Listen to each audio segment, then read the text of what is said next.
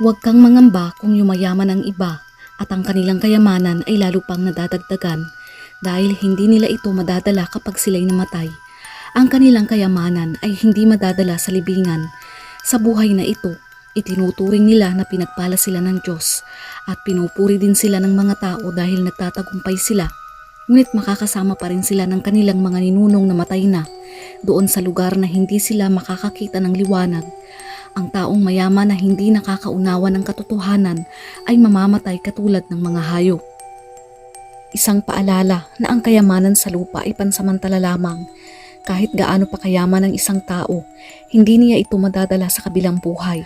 Ang tunay na kayamanan ay ang pakikipag-ugnayan natin sa Diyos at ang isang buhay na walang hanggan sa kanyang kaharian. Ang paghahangad ng kayamanan para sa sarili lamang ay walang kabuluhan, gaya ng pagkamatay ng isang hayop na walang nalalaman sa katotohanan ng buhay. Mahalaga ang paggamit ng ating mga pagpapala para sa ikabubuti ng iba at para sa kaluwalhatian ng Diyos.